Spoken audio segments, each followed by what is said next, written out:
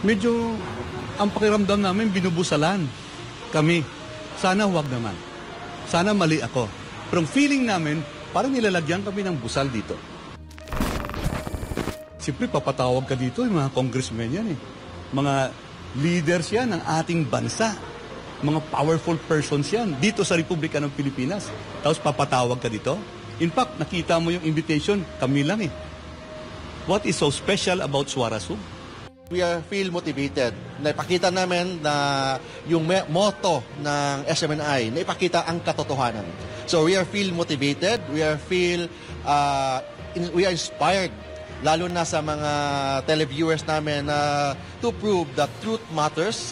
Yung motto namin na ang katotohanan lang ang ipapalabas sa news and high degree of professionalism. So yun ang nakita namin, hindi yung harassment. Kasi yung harassment na word, maybe may harassment or not. But sa amin, we consider it as an inspiration and challenges na lalong palakihin, lalong pagandahin ang programa ng SMNI.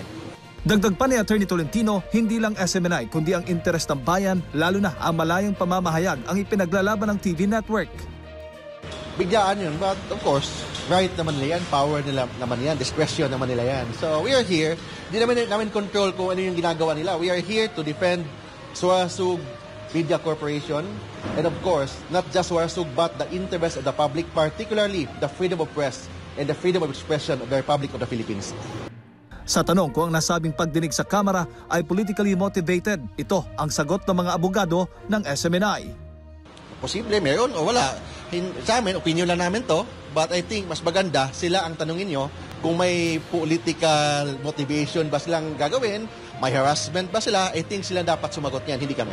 After all, sila ang mga politiko, hindi kami. 3 House resolutions ang tinalakay nito Huwebes. Kabilang dito ang HR 230 na inihain ni ACT Teachers Party List Representative Franz Castro, HR 1428 ni Gabriela Party List Representative Arlene Brosas at ang reklamo ni Quezon Congressman JJ Suarez tungkol sa aligasyong maling ulat laban sa House Speaker. Inaasahan na sa araw ng Martes sa susunod na linggo ay ipagpapatuloy ng nasabing komite ang pagtalakay sa mga nasabing resolusyon laban sa SMNI.